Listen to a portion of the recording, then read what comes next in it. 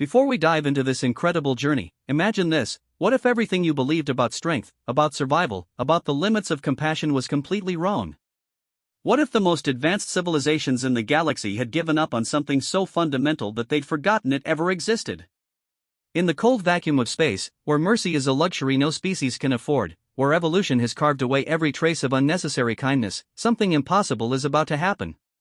A dying alien warrior, abandoned by her own kind, will discover that sometimes the most primitive species holds the greatest power of all. This isn't just a story about first contact.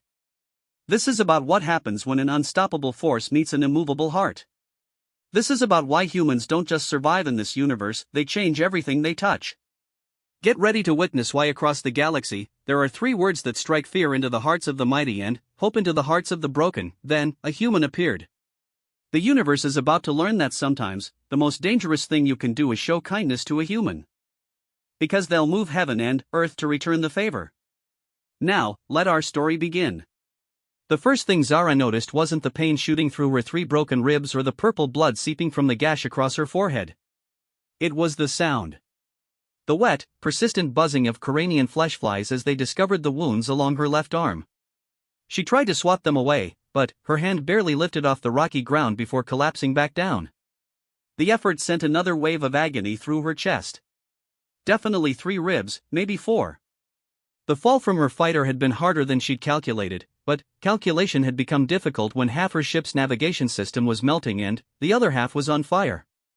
Zara forced her eyes open, immediately regretting it as the binary sons of Karen Prime stabbed into her skull like heated metal spears. Through the dancing spots in her vision, she could make out the twisted wreckage of her interceptor about 50 meters away. Black smoke still rose from what used to be the engine compartment. The distress beacon would have died with the power core. No one was coming. The flies were getting bolder. She could feel them landing on her face now, their tiny legs tickling across the cut above her eye. In a few hours, they would begin laying eggs in her wounds. In a day, their larvae would start eating her alive. It was not a pleasant way to die, but then, again, Zara had always known she wouldn't die peacefully in her sleep. A shadow hunter of the Vexi Empire didn't expect comfortable deaths. She tried again to move, this time focusing on just turning her head. Success. The motion cost her, but she managed to look around at her surroundings. Red desert stretched in every direction, broken only by the occasional cluster of needle-sharp rocks that jutted from the ground like the bones of some buried giant. The air shimmered with heat, and she could already feel dehydration beginning to work its slow poison through her system. Karen Prime was supposed to be uninhabited. That's what made it perfect for the weapons test that had gone so catastrophically wrong. The Terran Federation had been developing something here, something that had torn a hole in space itself when her reconnaissance mission had gotten too close. The resulting energy cascade had crippled her ship and sent her crashing into this wasteland. Now she was going to die here, alone and forgotten, on a planet where nothing lived except the flies and whatever microorganisms they carried in their bellies. Zara closed her eyes and tried to access her combat implants. The neural interface flickered weakly in her mind before going dark. The crash had damaged more than just her ribs. She attempted to trigger her emergency beacon, the one built into her spine that should have been impossible to disable. Nothing. Even her backup systems were failing. This was it, then. After 18 years of service to the Empire, after surviving the massacre at Proxima Station, after walking away from battles that had claimed the lives of warriors twice her age and skill, she was going to die because she'd been curious about a human science experiment. The irony wasn't lost on her.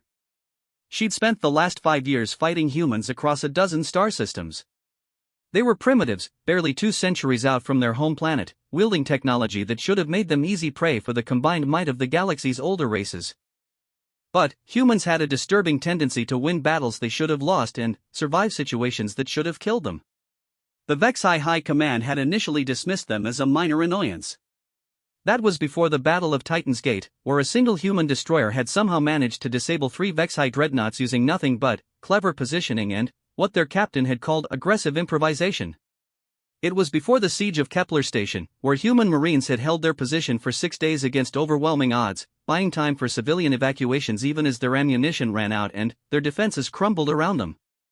It was before Zara had started having dreams about human faces. She'd never spoken to a human.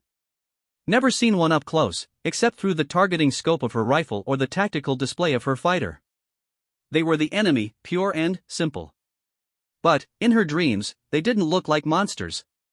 They looked tired. They looked scared.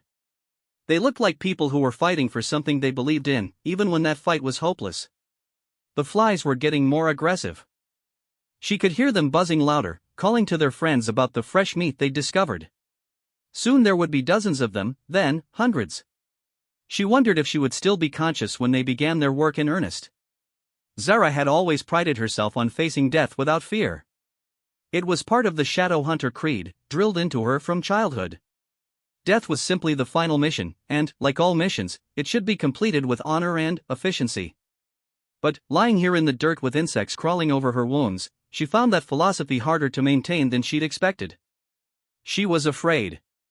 Not of dying, exactly, but of dying alone. Of dying without anyone ever knowing that she'd been here, that she'd tried her best, that she'd served with honor even when that service had required her to do terrible things. Her body would feed the flies and, then, the scavengers, and, eventually, the desert would scatter her bones across the red sand until there was nothing left to show that Shadowhunter Zara Veltar had ever existed. The thought made her angry, and anger was better than fear. She tried once more to sit up, putting everything she had left into the effort. Her muscles screamed in protest, and something hot and wet ran down her side where she'd torn the wound wider, but she managed to prop herself up on one elbow. From this angle, she could see more of the wreckage.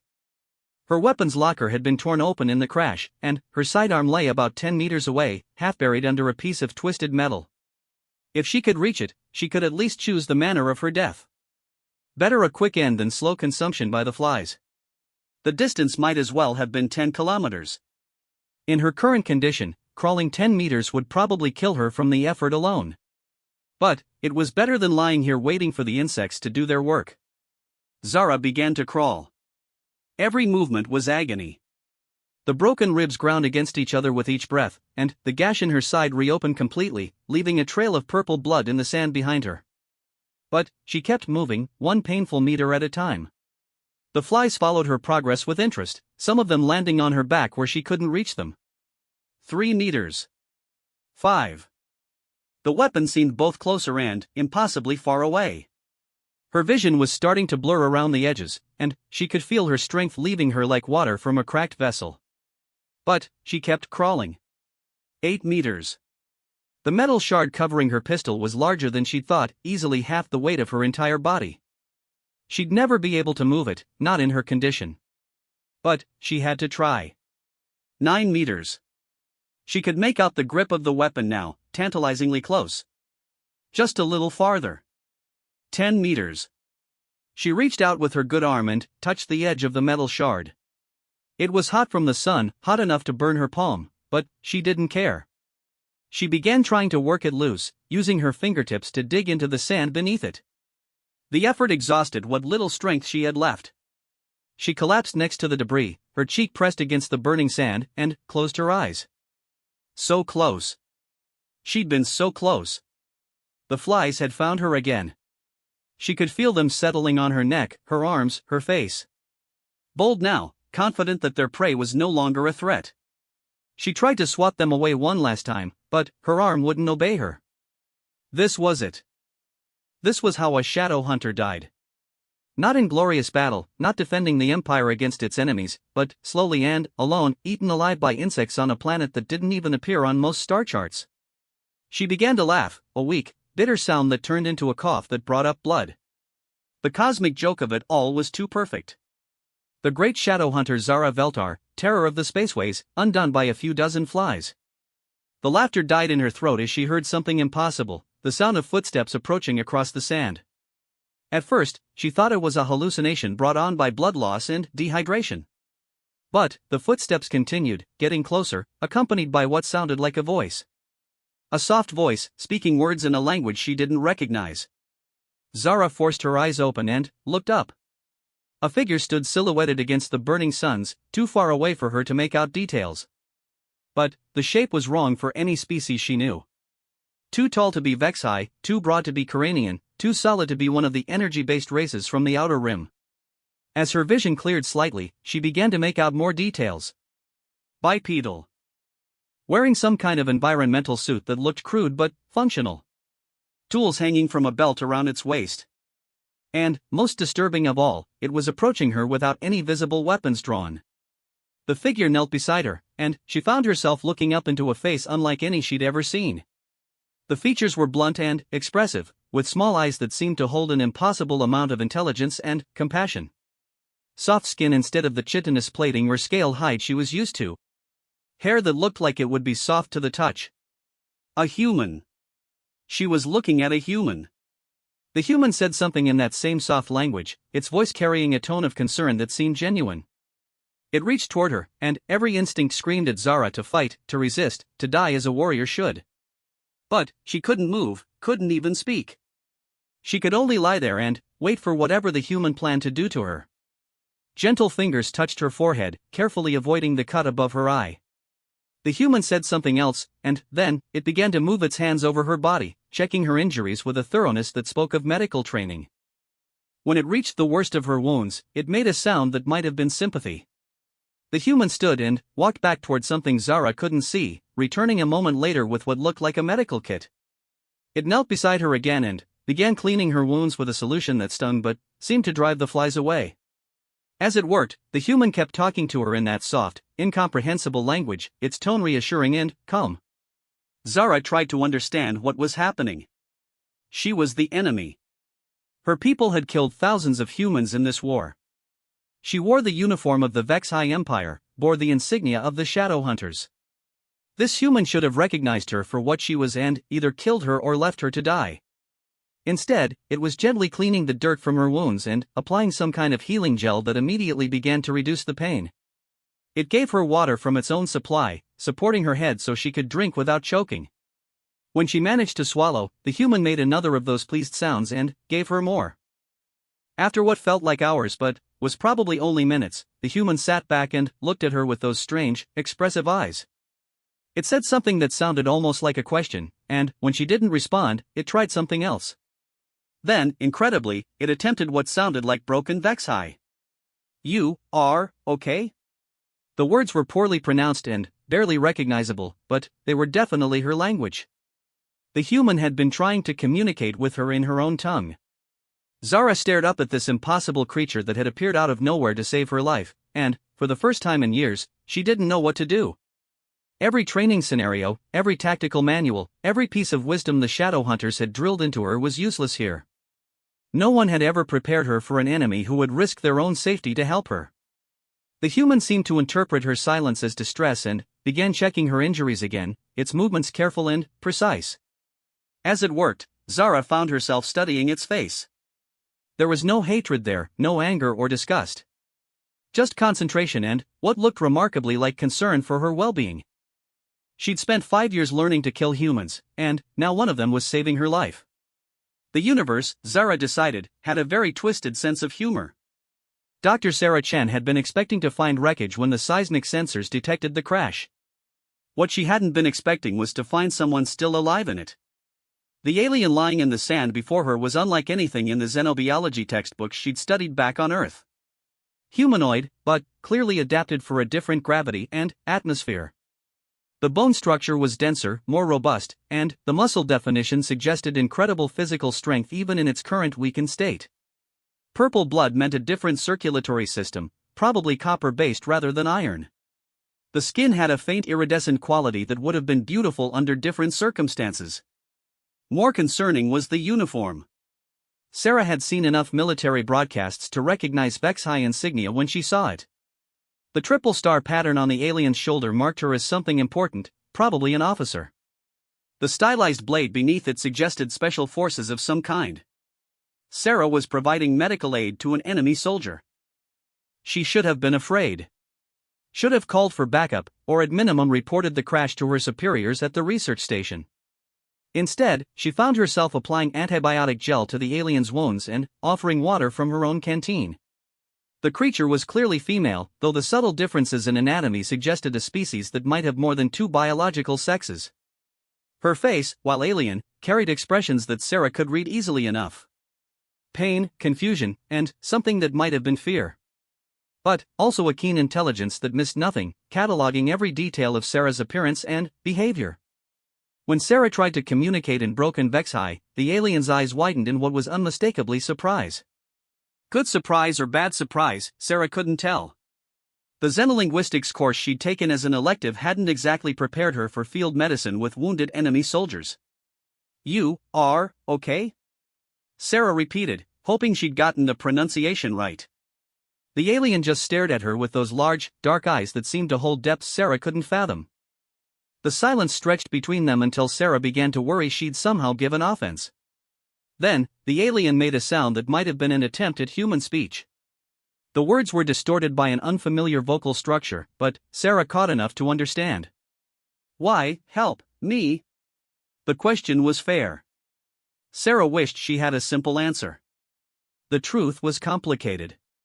She'd volunteered for the Karen Prime research mission partly to get away from the war that seemed to follow humanity wherever it went. The deep space assignment had promised 2 years of pure science, studying the unique mineral formations that made this planet so geologically interesting. No battles, no casualty reports, no constant reminders that her species was fighting for its survival against enemies they barely understood. But, looking down at this injured alien, Sarah realized she couldn't separate herself from the war as easily as she'd hoped. This creature was supposed to be her enemy, one of the beings that had killed thousands of humans across dozens of worlds. Sarah should have felt hatred, or at least fear. Instead, she felt only the familiar urge to heal.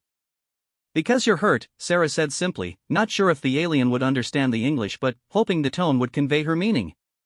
She went back to cleaning the wounds, noting with professional interest how quickly the alien's physiology was responding to the antibiotics. Either their species healed faster than humans, or their biology was more compatible with Earth medications than anyone had expected.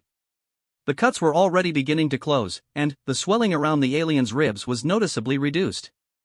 Sarah had always been good at reading people, and, despite the obvious differences, this alien wasn't hard to interpret. The way her eyes tracked every movement suggested tactical training. The careful positioning of her hands, even while injured, spoke to combat instincts that never fully relaxed. But there was something else there too, something Sarah recognized from her trauma surgery rotations back on Earth. Gratitude. And confusion about that gratitude. The alien was struggling with the fact that Sarah was helping her. It went against everything she'd been taught to expect from humans, just as helping her went against everything Sarah had been taught to expect from herself. "My name is Sarah," she said, pointing to herself and speaking slowly. "Sarah." The alien considered this for a moment, then raised one hand to her own chest. When she spoke, her voice was stronger than before, though still rough from dehydration. "Zara." "Zara," Sarah repeated, trying to match the alien's pronunciation. The name suited her somehow. "It's nice to meet you, Zara." A sound from Zara that might have been laughter, though it came out more like a cough. She said something in Vexi that Sarah didn't understand, but the tone suggested dark humor. Sarah stood and looked around the crash site, assessing their situation. Her all-terrain vehicle was parked about a kilometer away, hidden behind a rock formation where the heat signature wouldn't show up on casual scans. She'd come out here to collect mineral samples, not to play field medic to enemy soldiers. But leaving Zara here wasn't an option. The alien was stable for now, but she needed proper medical attention, and the desert wasn't going to get any less hostile as the day wore on. The responsible thing would be to contact the research station, report the crash, and let the military personnel handle the situation. There were protocols for captured enemy combatants, procedures that had been drilled into every human in the outer colonies. Zara would be interrogated, probably studied, and eventually either ransomed back to her people or held as a prisoner of war. Sarah had seen the reports from other POW facilities. The Vexi prisoners were treated correctly according to the interstellar conventions, given medical care and adequate nutrition. But they were also kept in isolation, subjected to endless questioning, and generally treated like dangerous animals that happened to be useful for intelligence gathering. Looking down at Zara, Sarah found she couldn't reconcile that image with the reality in front of her. This wasn't a dangerous animal.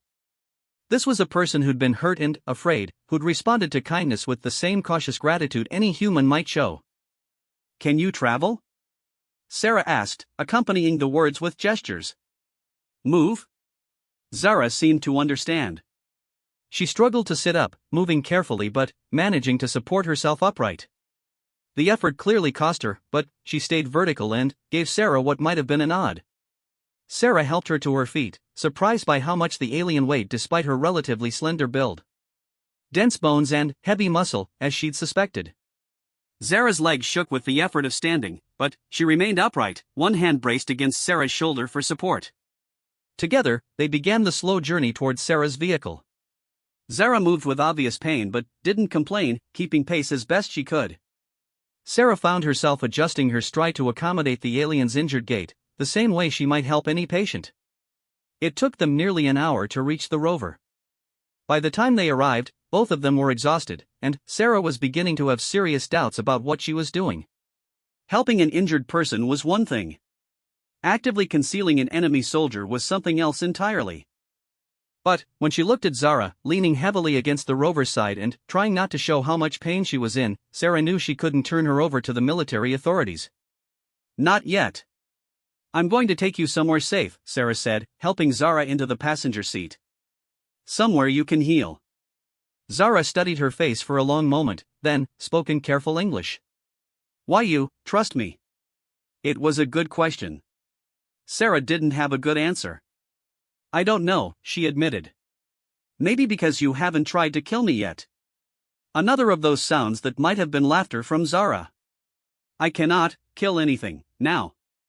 You could have tried. You could have gone for my weapon when I was treating your wounds.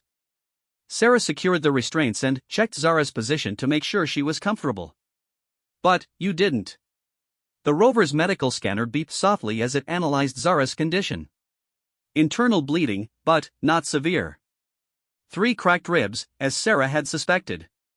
Dehydration and minor trauma, but nothing that wouldn't heal with time and proper care. The scanner also detected something else, something that made Sarah pause. Neural implants. Military-grade combat enhancement hardware that was far more sophisticated than anything humans had developed. The implants were damaged, probably from the crash, but they suggested that Zara was more than just an ordinary soldier. Your special forces, Sarah said, not really asking. Zara met her eyes in the rover's mirror. Shadow Hunter. Sarah had heard that term before, usually in the same breath as casualty reports and strategic disasters. Shadow Hunters were the Vexhai Empire's elite operatives, warriors who could infiltrate human installations and eliminate key targets with surgical precision. They were responsible for some of the most devastating losses humanity had suffered in the war. Sarah was providing medical aid to one of the most dangerous soldiers in the galaxy. She started the rover anyway. The trip back to her field station took 2 hours across rough terrain. Zara spent most of it unconscious, her body finally giving in to the trauma and exhaustion.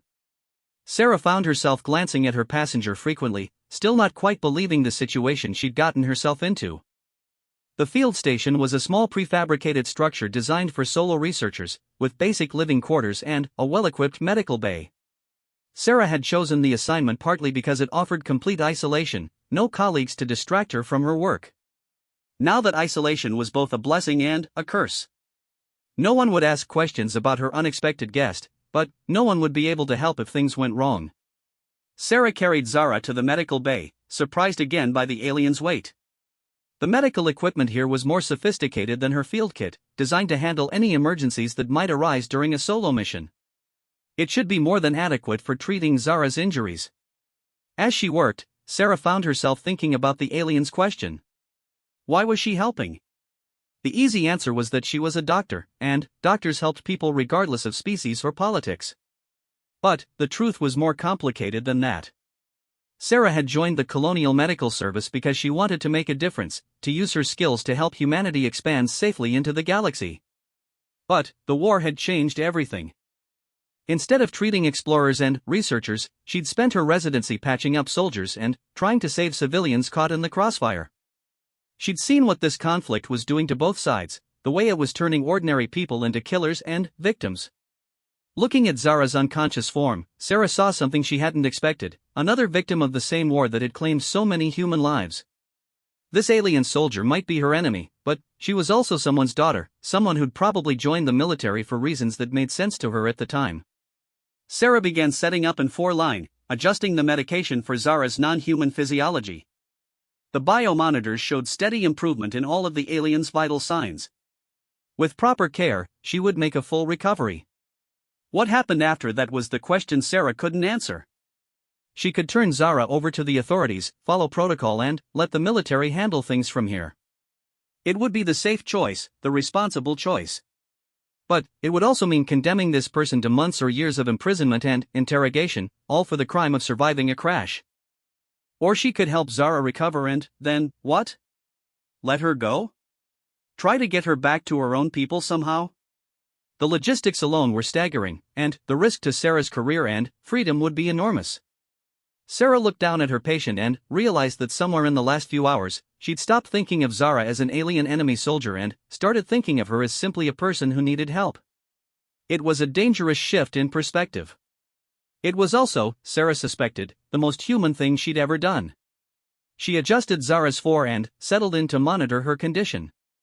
Whatever happened next, Sarah was committed now. She'd crossed a line by helping Zara, and there was no going back. All she could do was hope that her instincts about this alien were correct, and that the trust she was showing would somehow be worth the risk she was taking. Outside the medical bay windows, the twin suns of Karen Prime began to set, painting the desert in shades of red and gold.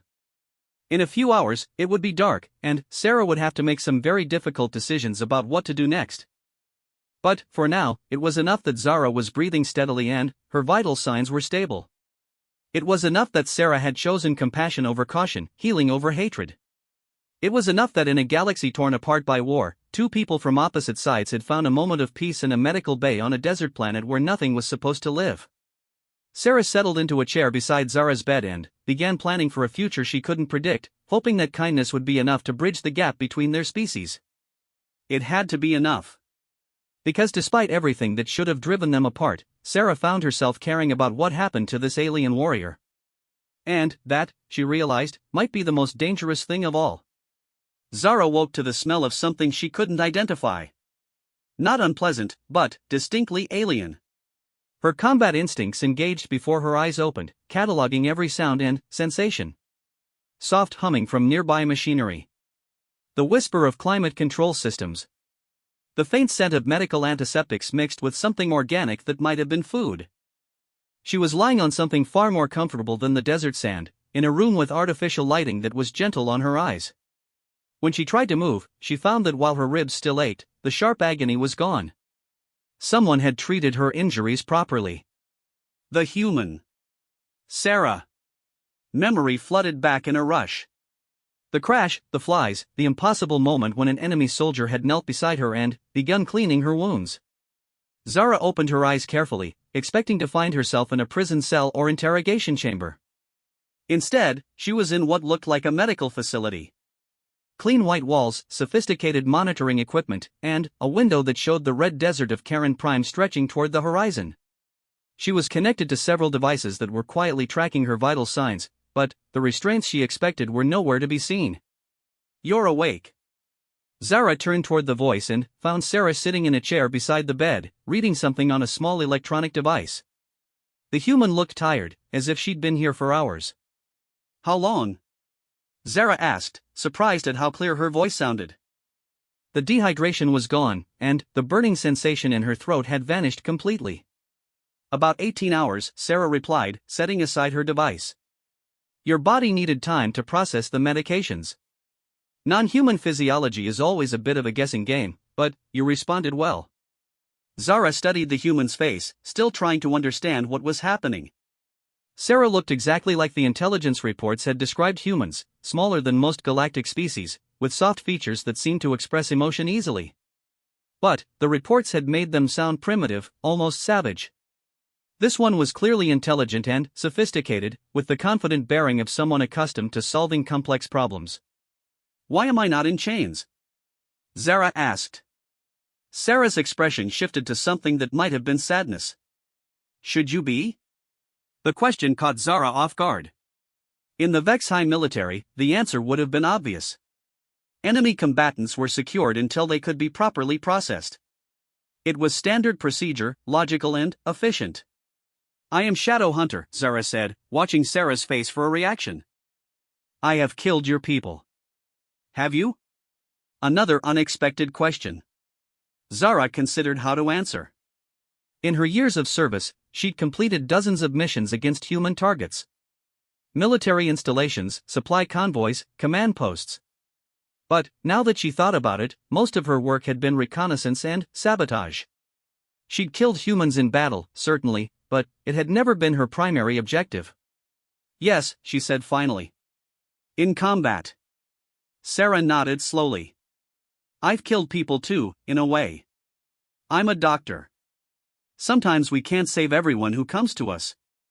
Sometimes we have to make choices about who gets the limited resources we have. The comparison seemed strange to Zara. Choosing who to save in a medical crisis wasn't the same as targeting enemies in warfare. But something in Sarah's tone suggested the human understood the weight of such decisions, the way they stayed with you afterward. That is different, Zara said. Is it? Sarah stood and checked the displays monitoring Zara's condition. We're both trained to make life and death decisions under pressure. We both serve organizations that send us into dangerous situations. We both follow orders, even when those orders are difficult. Zara watched the human work, noting the careful precision of her movements. There was something almost ritual about the way Sarah checked each monitor, adjusted settings with minimal input. Professional competence that transcended species barriers. You are soldier? Zara asked. Medical Corps, Sarah replied. I took the same oath as any other officer, but my job is to preserve life rather than take it. Even enemy life? Sarah met her eyes directly. Especially enemy life. Anyone can help their friends. It takes something more to help someone who's supposed to be your enemy. The statement hung between them like a challenge. Zara found herself thinking about her training, about the lessons that had shaped her into the perfect shadow hunter. Efficiency, ruthlessness, absolute loyalty to the Empire. Nowhere in that education had anyone discussed helping enemy combatants. Your superiors know I am here? Zara asked. Sarah hesitated just long enough for Zara to know the answer before she spoke. No. They would not approve. Probably not. Zara absorbed this information, trying to understand the human's motivations. Sarah was risking her career, possibly her freedom, to provide medical care to someone she'd never met. It made no tactical sense, served no strategic objective that Zara could identify. Why? Zara asked. Sarah was quiet for a long moment, apparently considering the question seriously. When she spoke, her voice was thoughtful. Do you know what we call your people? Not the official designation, but what the soldiers say when they think the officers aren't listening. Zara shook her head. Ghost cats, Sarah said. Because of the way shadow hunters move, the way you seem to appear and disappear at will. It sounds almost affectionate, doesn't it? Like you're some kind of exotic pet instead of elite soldiers trained to kill us. The human was right. There was something almost fond about the nickname, despite its origin in fear and respect for Vexi capabilities. I've seen the casualty reports, Sarah continued. I know what your people are capable of in combat. But I've also seen the medical files from POW camps. Vexi prisoners who refuse treatment for injuries, who go on hunger strikes, who try to harm themselves rather than accept help from humans. This was true. Zara had heard the same stories.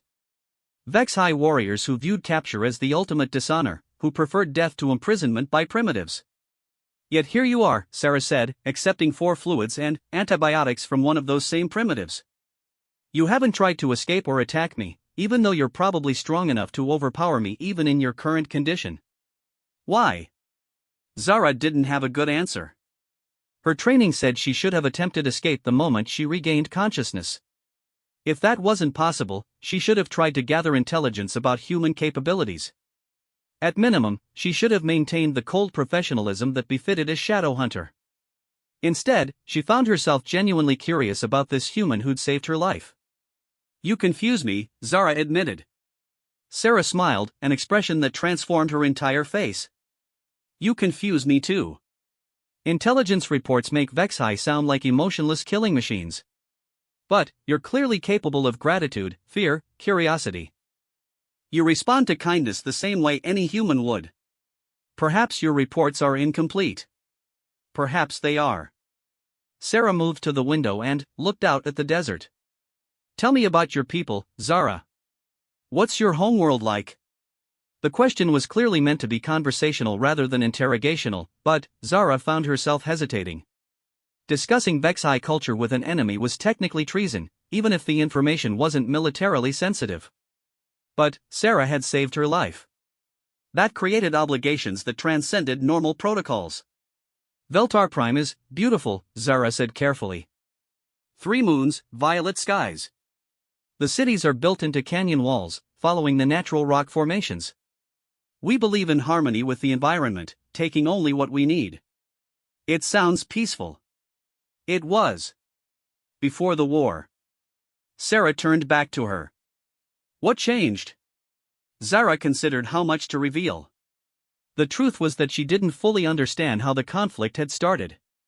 She'd been a junior operative when the first human ships appeared in Vexi space, and the political situation had escalated too quickly for any of the participants to step back and reconsider.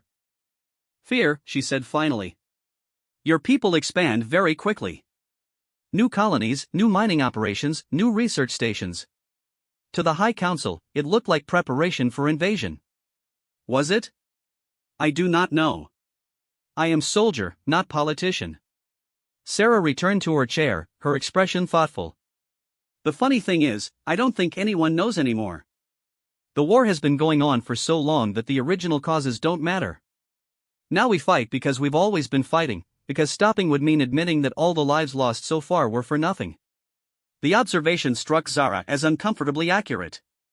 She'd never allowed herself to think about the war in those terms, but Sarah's words resonated with doubts she'd been suppressing for months. You think the war is wrong? Zara asked. I think wars are usually wrong, Sarah replied. Sometimes they're necessary, but they're always tragedies. The question is whether this particular tragedy serves any purpose anymore. It was a dangerously seditious thought, the kind of questioning that could destroy a military career. But Zara found herself nodding in agreement. What happens when I recover? Zara asked. Sarah was quiet for a long moment. I don't know, she said finally. I've been trying to figure that out since I brought you here. You could turn me over to your authorities. I could. You could try to exchange me for human prisoners. That's possible too. Or you could let me go. Sarah met her eyes. Would you try to complete your mission if I did? Zara considered the question honestly. Her original objective had been reconnaissance, gathering intelligence about the human research project on Karen Prime. But the project site had been destroyed in the energy cascade that brought down her ship. There was nothing left to observe. My mission is complete, Zara said. The weapon you were testing is gone. I would report that to my superiors. And, then? I would request new assignment. Return to active duty. Killing more humans. The statement wasn't accusatory, but it carried weight nonetheless. Zara found herself thinking about the human soldiers she fought, wondering if any of them had been like Sarah. People who joined the military to serve their species, who followed orders even when those orders were difficult, who might have shown her the same kindness Sarah had if circumstances had been different. It is my duty, Zara said, but the words felt hollow. What if you had a choice? Sarah asked. What if there was another way? Before Zara could answer, alarms began sounding throughout the facility. Sarah immediately moved to a communications console, her fingers dancing over the controls. What is it? Zara asked, sitting up despite the protest from her ribs. Sarah's face had gone pale as she read the incoming data. Ships, she said. Multiple contacts dropping out of hyperspace. Vex high configuration. Zara felt her heart skip.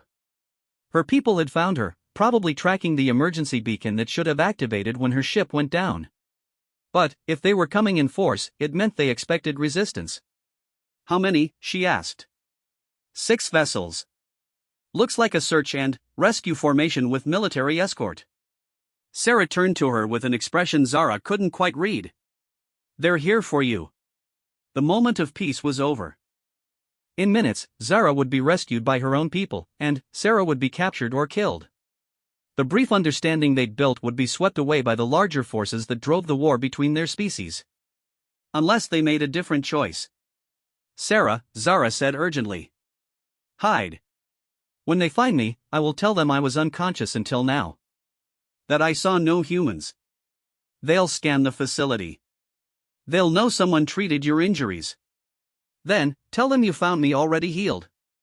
That your equipment malfunctioned and you were never here. Sarah shook her head. They'll see through lies that simple. Zara struggled to her feet, ignoring the pain that shot through her side. Then, we must think of something else. I will not let you be harmed for helping me. Sarah stared at her in surprise. You're protecting me. You saved my life. You're supposed to be my enemy. Zara met her eyes directly. Perhaps it is time we stopped being enemies. The alarms continued to sound as the Vexai ships approached, and Zara realized that the choice Sarah had asked about was no longer theoretical. In the next few minutes, they would both have to decide what they truly believed about this war, about their duties to their respective species, and about the possibility that sometimes the most important loyalty was to the person standing beside you. The universe was about to test whether the understanding they'd built was strong enough to survive the return of the outside world. The Vexai ships descended like metallic predators, their sleek hulls gleaming in the harsh sunlight of Karen Prime. Sarah watched through the facility's observation windows as 6 vessels arranged themselves in a perfect search formation, their movements coordinated with military precision. Strike Team 7 to Shadowhunter Veltar, came a voice through the facility's communication system, speaking in clipped Vexai military dialect. Respond immediately. Zara moved to the communications console, her movements still careful but much stronger than they'd been hours before. She looked at Sarah for a moment, something passing between them that neither woman could quite name. This is Shadowhunter Veltar, Zara said into the transmitter. I am operational. Status report, Hunter. Your beacon activated 2 days ago and then went silent. We feared the worst. Sarah noted the genuine relief in the voice. These weren't just soldiers following orders, they were people who'd been worried about a missing comrade. It made what was about to happen even more complicated. My fighter was damaged in an energy cascade from the human research site, Zara reported. I managed a controlled crash but sustained injuries. I have been unconscious until recently. Sarah watched Zara's face as she spoke. The alien was carefully choosing her words, sticking as close to the truth as possible while omitting crucial details.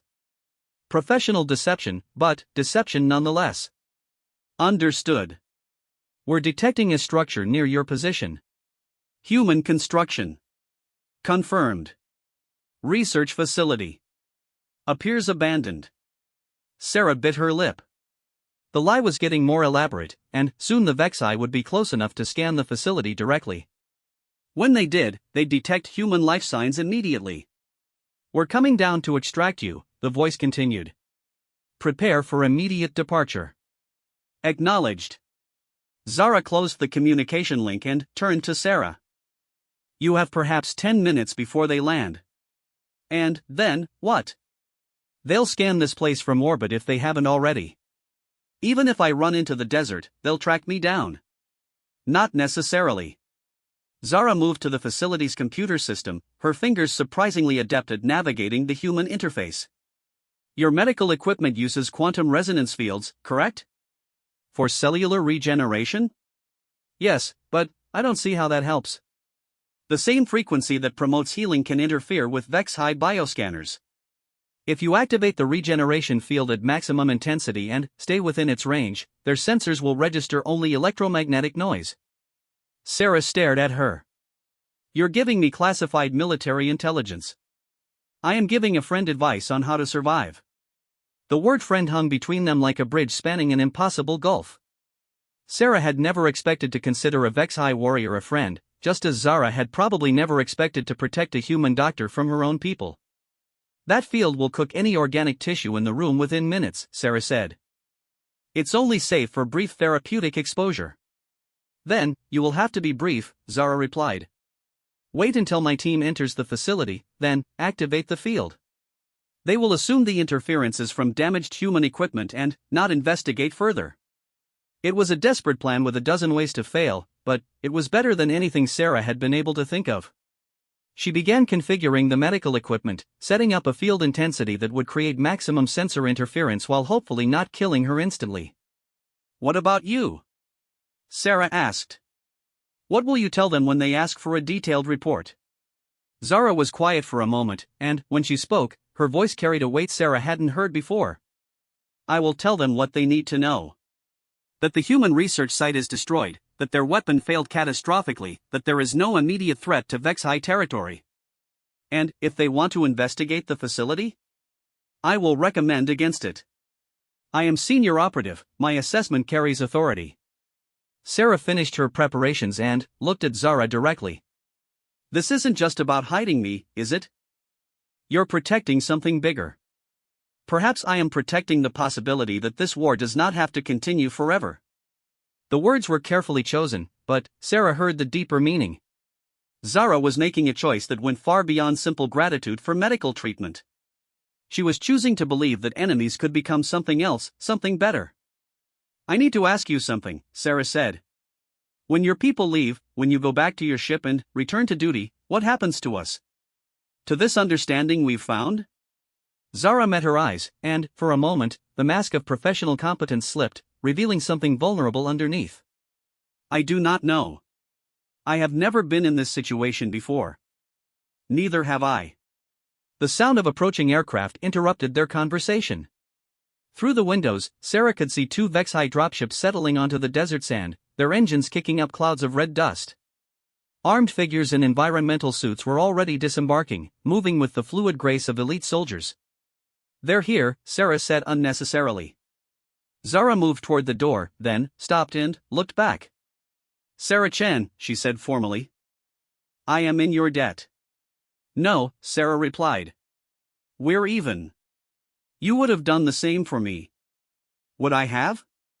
It was a good question, one that neither of them could answer with certainty. But Sarah found herself nodding anyway. "I think so. After everything we've talked about, everything I've seen, yes, I think you would have." Something shifted in Zara's expression, a decision being made. "If we meet again, in better circumstances." "We will," Sarah said with more confidence than she felt. "Somehow." Zara nodded once, then straightened into the perfect posture of a Vexi military officer. The transformation was startling. In seconds, she became every inch the elite soldier she'd been trained to be. But Sarah caught a glimpse of something else in her eyes, something that hadn't been there before. Hope. The facility's main entrance opened, and 3 Vexi soldiers entered with weapons ready. They were larger than Zara, heavily built and intimidating in their combat armor. But when they saw their missing comrade standing upright and apparently unharmed, their relief was obvious. "Hunter Veltar," said the lead soldier, removing his helmet to reveal a scarred face and kind eyes. "Thank the ancestors you're alive." "Commander Thax," Zara replied with obvious warmth. "I apologize for the concern." Sarah, hidden in the medical bay with her hand on the field generator controls, watched the reunion through the internal monitors. The easy familiarity between Zara and her commander spoke to years of shared service, mutual respect, and genuine affection. These people cared about each other in ways that transcended simple military duty. It made Sarah's task both easier and harder. Easier because she could see that Zara's loyalties ran deep, that her decision to protect Sarah hadn't been made lightly. Harder because Sarah was watching Zara lie to people who obviously loved her. "Medical report, Hunter," Commander Thax said, switching to a more formal tone as he began his official assessment. "You appear to have been treated for significant injuries." "Correct. Combat medical training proved adequate for field treatment. It wasn't technically a lie." Zara had received medical training as part of her Shadow Hunter preparation, and that training might have been enough to keep her alive until rescue arrived. But Sarah could hear the careful phrasing, the way Zara was allowing her commander to draw his own conclusions. "The human facility? Abandoned when I regained consciousness. Automated systems still functional, but no personnel present. We'll conduct a full sweep to be certain." Sarah's heart rate spiked, but Zara remained calm. "Respectfully, Commander, I recommend against extended exposure to this facility. The humans were conducting exotic energy research here. The same research that brought down my fighter. I have detected unstable quantum resonance fields that could interfere with our equipment. Sarah almost smiled despite the situation. Zara was using the truth, the medical field Sarah was preparing to activate to create a plausible reason for her commander to avoid a detailed investigation. Understood, Fex replied.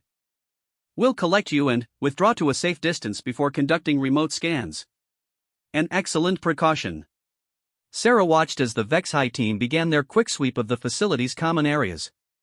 They moved with professional efficiency, checking for threats and gathering basic intelligence without lingering in any one location. Within minutes, they would be ready to leave with Zara. As the team prepared to depart, Sarah activated the quantum field at minimum intensity. Immediately, static began interfering with the monitor feeds, and she could hear one of the HFY soldiers commenting on electromagnetic anomalies. Confirming unstable energy readings, Fex announced. We're leaving now. Through the static-filled monitors, Sarah watched Zara walk toward the exit with her team. At the doorway, the alien paused and looked back, not at the cameras but at the general direction of the medical bay where Sarah was hiding. For just a moment, the professional mask slipped again, and Sarah saw the person underneath. Someone had been changed by their encounter, who was carrying a secret that would alter the way she saw this war and her place in it. Then, Zara turned and walked out into the desert, leaving Sarah alone with the quantum field and her thoughts. Sarah waited until she heard the dropships lifting off before deactivating the field and collapsing into a chair. Her hands were shaking, and she realized she'd been holding her breath for most of the last 10 minutes. It was over. Zara was gone, returned to her people and her war. Sarah was safe, for now, but the implications of what had happened were staggering. She'd hidden an enemy operative from capture, and that operative had protected her in return. Both of them had betrayed their training and their duties in service of something neither could quite define. Sarah pulled up the facility's external monitors and watched the HFY ships disappearing into the distance. They'd take Zara back to wherever shadow hunters went between missions, and Sarah would return to her mineral surveys and her research reports. But everything had changed. Sarah had seen an enemy as a person, and that person had chosen to see her the same way. It was a small thing in the context of an interstellar war, but small things had a way of growing into large ones. Sarah thought about Zara's question, what if there was another way? What if enemies could choose to become something else? The answer, Sarah realized, was sitting in the medical bay's computer system. The detailed scans she'd taken of Zara's physiology, the genetic samples that had been collected automatically during treatment, the xenobiological data that represented months of research in any normal circumstances. Information that could save lives on both sides if shared properly. Medical knowledge that might help human doctors treat HFY prisoners, or HFY medics treat human captives. Small steps towards seeing each other as people rather than monsters. Sarah began composing a message, carefully encrypted and addressed to the one person in the human medical corps she trusted to use such information wisely. She couldn't share everything that would expose what had happened here, but she could share enough to make a difference. It wasn't much, but it was a beginning. A single thread that might, eventually, help weave together the possibility that Zara had spoken of. Outside, the desert had returned to its usual silence, giving no indication that anything extraordinary had happened. But Sarah knew better.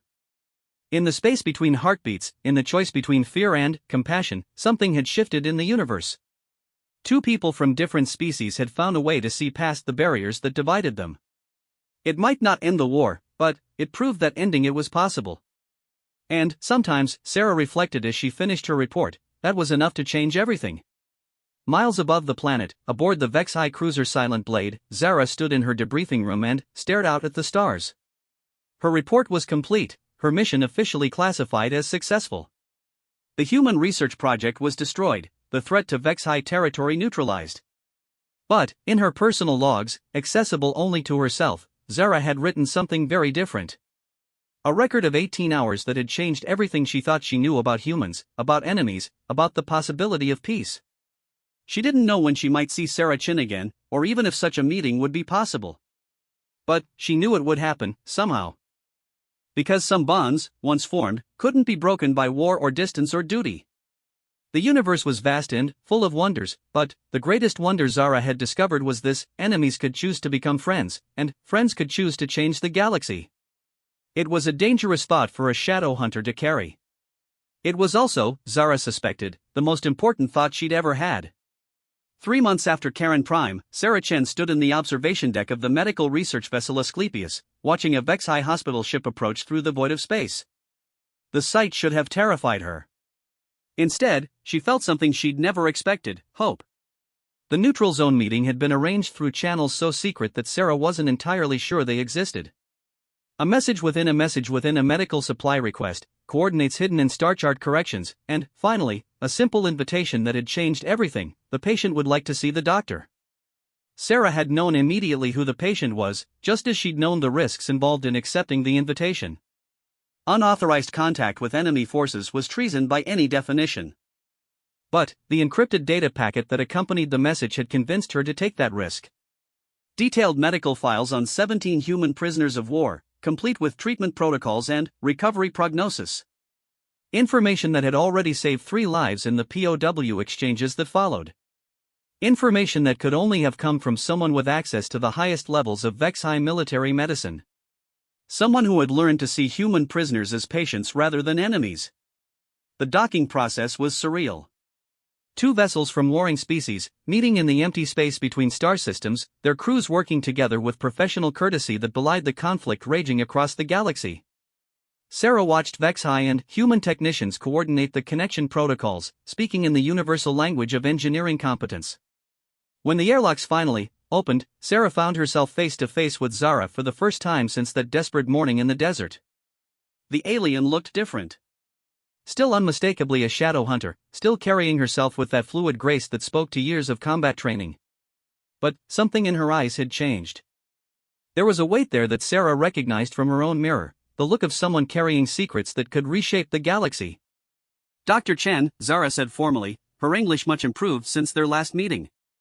"Thank you for accepting this consultation."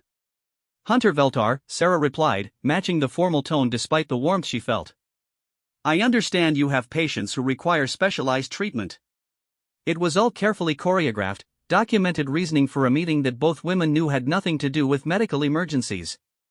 But the pretense allowed them to stand together in the observation deck, looking out at the stars while their respective security details maintained discreet distances.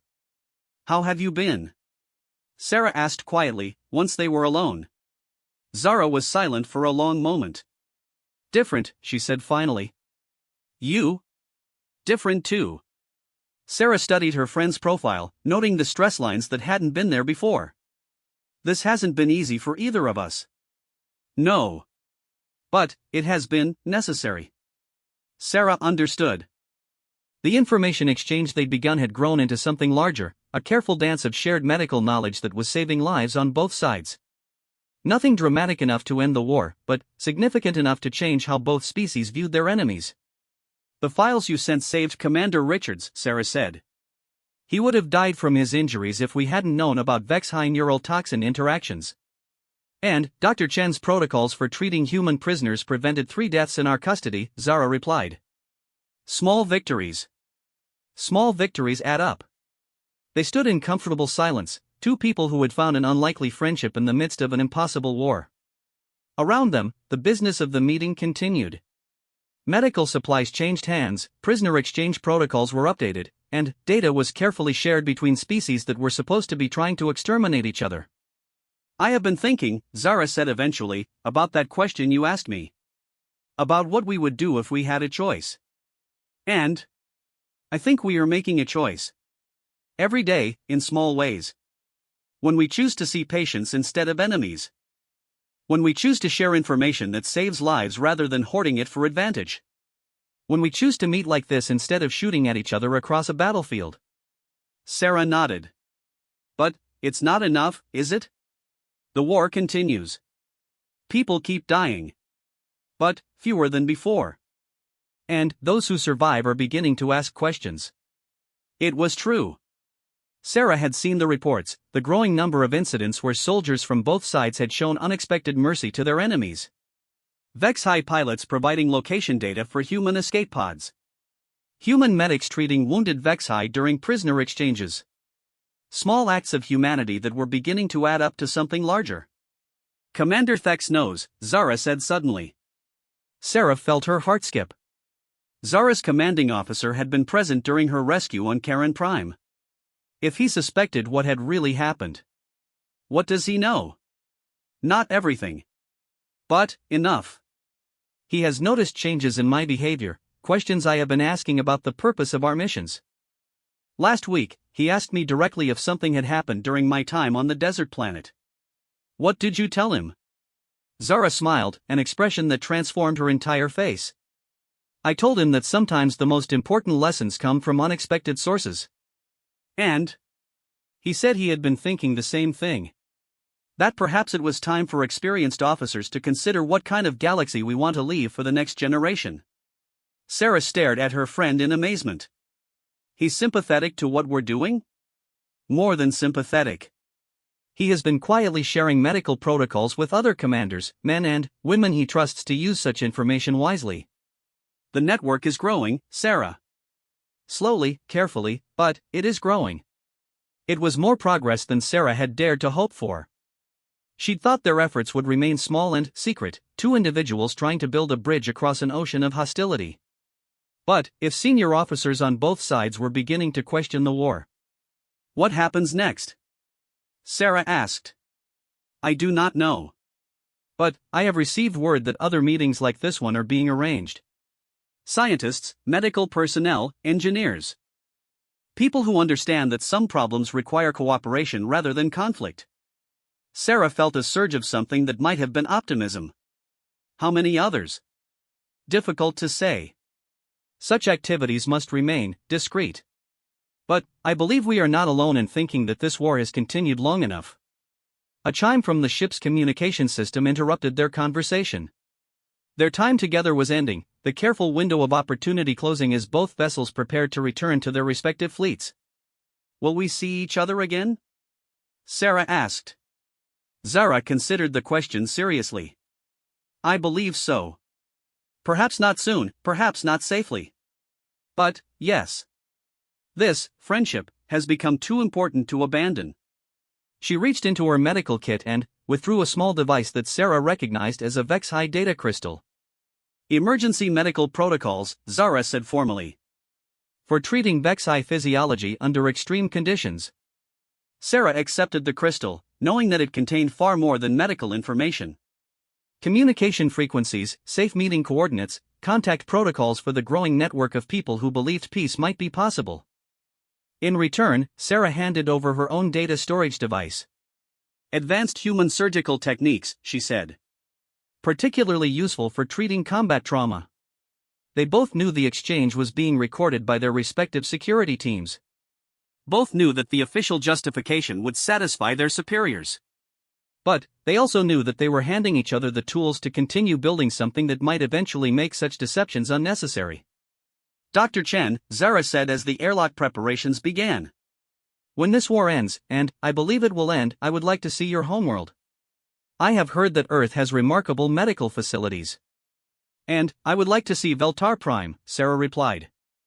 I'm told the canyon cities are beautiful. They are. Perhaps we will have the opportunity to give each other proper tours. It was a dream, perhaps an impossible one. But, it was also a promise, a commitment to a future where enemies could become friends and friends could change the galaxy. Sarah watched through the observation windows as the HFY hospital ship separated from the Asclepius and began its journey back to enemy territory. Somewhere aboard that vessel, Zara was doing the same thing, watching the human ship disappear into the vast darkness between the stars. But, the darkness didn't feel quite as vast anymore. Across the galaxy, others were having similar thoughts, making similar connections.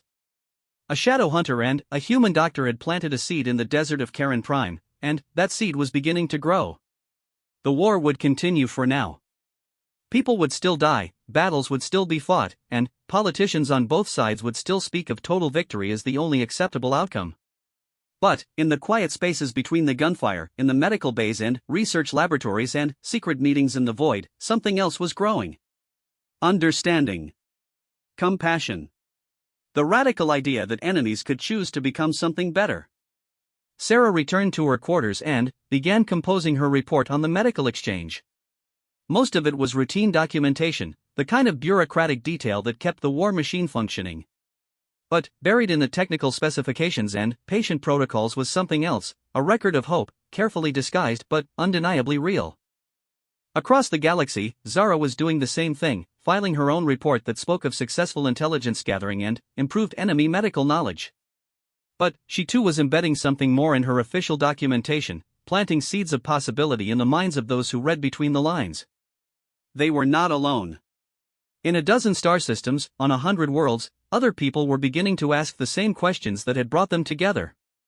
What if there was another way? What if enemies could become allies? What if this war could end not in victory for either side, but in victory for the idea that different species could coexist? The answers were still uncertain, the path forward still dangerous and unclear. But, for the first time since the war began, those questions were being asked by people with the power to shape the galaxy's future. In a universe where flies crawled over wounds and death seemed inevitable, two people had chosen compassion over conflict. And that choice, small as it might have seemed at the time, was beginning to echo across the stars. The war was not over. But, perhaps, Sarah thought as she finished her report and prepared for sleep, it was beginning to end. Not with the thunder of weapons or the surrender of fleets, but with the quiet recognition that sometimes the most powerful force in the universe was the decision to help rather than harm. In her dreams that night, Sarah walked through canyon cities under violet skies, learning about a culture she had once been trained to destroy. And, somewhere in space, aboard a HFY warship, Zara dreamed of Earth's blue oceans and the medical facilities where enemies might one day train side by side. They were dreams that might never come true. But they were dreams that had never been possible before, dreams born from a moment of kindness in a desert where nothing was supposed to live.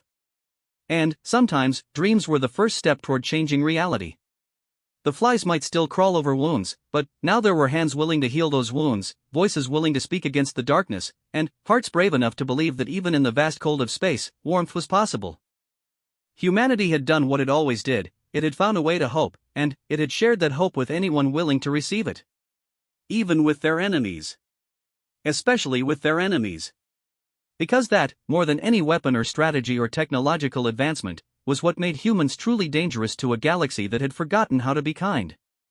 They remembered. And they were teaching others to remember too. One act of mercy at a time, one friendship at a time, one dream at a time. Until the day when the war would end, not because one side had destroyed the other, but because both sides had learned to see each other as worthy of salvation. It was a very human thing to hope for. And, perhaps, Zara would have said if she could have heard Sarah's thoughts, that was exactly what the galaxy needed.